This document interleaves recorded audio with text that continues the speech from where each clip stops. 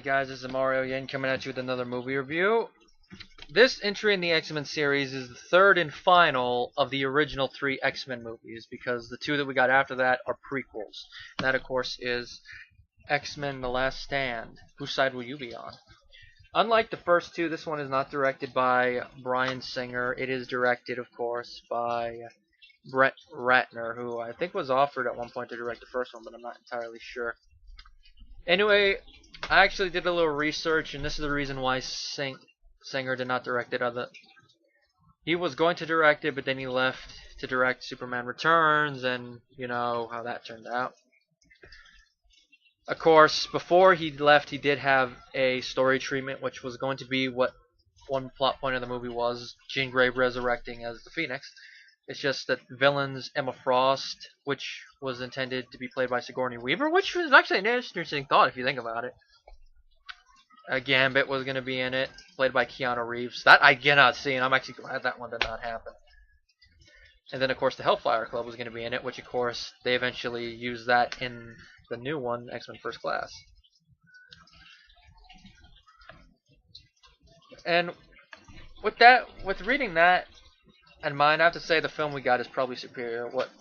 In my opinion, it's not as good as the first 2 movies, but it does not have the trend of what most third movies in series have, where it's just like the first 2 are like, oh yeah, the second one just does this to the fans and stuff. Some people will say it does, but I don't think it does. I mean, it doesn't go like in the direction that Batman Forever did. You know, the first 2 movies being gritty and the next one being more kid friendly and cartoony. It didn't do that. It still takes the serious stuff, but if I have one problem with the movie, it would be that there's a lot of mutants in here, and they're kind of clusterfucked into the movie. I mean, I knew there was going to be new mutants introduced that were going to be siding with Magneto. It's just that there's too many of them, I guess. I guess that was the intention since he's building an army. It's just that unless you're familiar with the source material, you're not going to get a lot of who they are. Like, I'm loosely familiar with it, so I spotted a couple mutants. Like, I noticed Spike, which in the comics, I think he's like related to Storm or something. And then that's actually the only mutant on his team that I actually recognized. So with all the other mutants, I'm like, these are just random mutants. But of course, the clusterfuck, it does distract a little bit, but it doesn't stop me from enjoying the movie. I mean, Magneto sums up why he has so many in just one line of dialogue. In chess, it's the pawns that go first. So you can tell he may say he cares about him, but he doesn't. All the actors who returned from the previous movies are still good, which brings up another little problem. But I knew it was going to happen, but it kind of happens too early in the movie. Cyclops is killed off. That's right, they kill Cyclops off. Now, I knew it was probably going to happen to show how evil the Phoenix part of Jean Grey is. It just happens way too early in the movie. I mean, all that Cyclops does is have a small conversation with Wolverine before he leaves. And then he gets killed the next time we see him. He's only in there 2 scenes. I mean, if it had happened more around the middle of the movie, or maybe like a little bit before the middle of the movie, it might have been better. But I guess they wanted to show early on how evil she was getting, so that's just my guess on their reason. Besides, the middle of the movie, we get a scene that's just as good. Jean killing the professor. Which I know that's a spoiler, but I'm sure everyone already knows that happened. I mean, she's already killed Cyclops, so who else can she kill? I mean, the way that she kills him, she can't really kill Wolverine that way. He heals too quickly, which plays off later in the movie. I'm not going to spoil what, but who better than the Professor? And the thing about that is the Professor's death, not only does it cause something to happen with the team, and it also shows how evil the Phoenix part of Jean is, but it also shows something in Magneto's character, because the moment that the Professor dies, you really see that the Magneto was shocked and perhaps a little bit saddened. And of course, really see how sad he is after he chastises one of the mutants for saying, I would have killed him myself. He's like, Charles Xavier did more for mutants than you will ever know. My single greatest regret is that he had to die for our cause. That one line, shows how much Magneto treasured their friendship. Even though it doesn't seem like they're really much friends in the first 2 movies, you could tell that they really are friends just from how they seem to talk with each other, but the fact that they're going along different roads, you can see it's a disagreement. But it's that line of dialogue that really clarifies and shows how much they value the friendship. Or at least Magneto does. You can tell Charles does, but it's harder to see it from that Magneto does, because a couple times he like shuns him, like at the end of the first movie and then near the end of the second one. But it's there that it really sets how much he cares about the Professor and Stone. And the love triangle thing is actually touched on a little bit in the first time we see Cyclops, because Wolverine is already, I guess, gotten over Jean's death at that point, but Scott is still devastated. And he even points out to Wolverine that it's going to affect him longer because not everyone heals as fast as you. Which, that's actually a good line, and you could tell after when Cyclops walking away that Wolverine's thinking about it. And at the end of the movie, by the end of the movie, you can really see that Wolverine really does love Jean, because throughout the movie he tries to get to her. But it doesn't work, obviously, except for one part at the ending.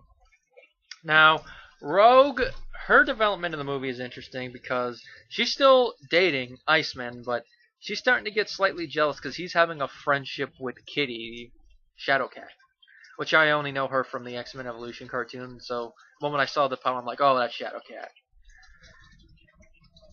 She thinks there's something going on there, which you can obviously tell, we the viewers can obviously tell nothing is, because it's a friendship thing, and it's going with the whole thing of her being jealous. It's like, it reminds me of something that Everybody Loves Raymond. So I can't have a friend? Male friend? No!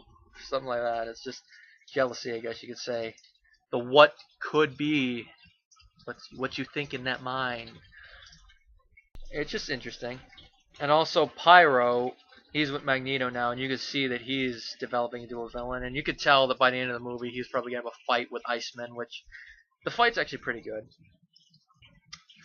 And of course the ending, the climax is on Alcatraz, which I thought was a good point. Now, the driving force of the movie, which I think you might be able to classify it as a MacGuffin, which is something that drives the plot, but other than that is kind of irrelevant.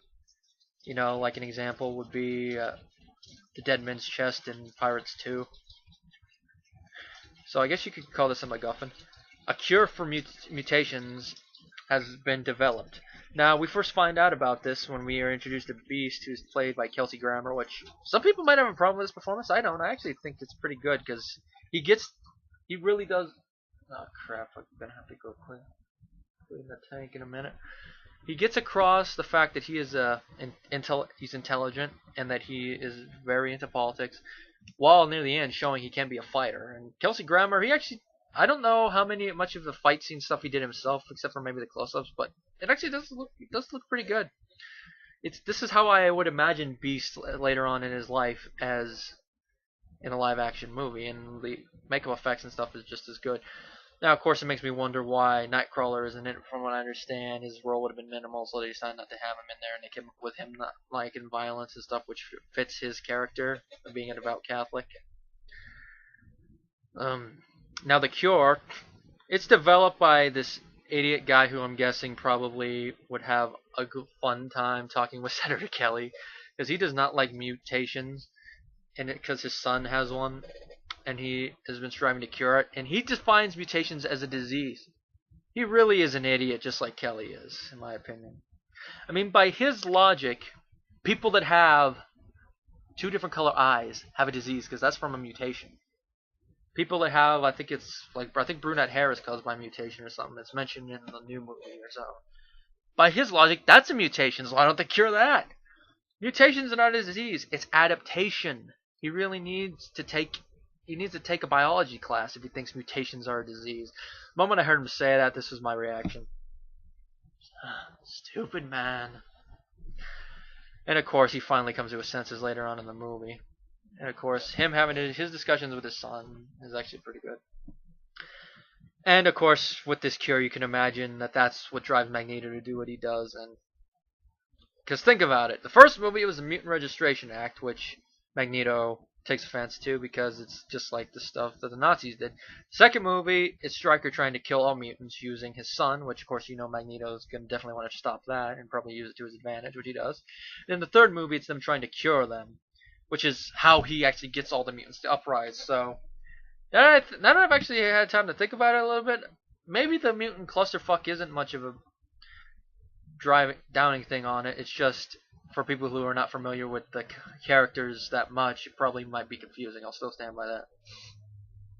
But while I'm on the subject of mutants, there's one change that I know comic fans are pissed off about, and I could see probably what it was, and that is the character of Juggernaut. He's in the movie, but in the comics he's not a mutant. He's just a man with a special helmet that gives him powers.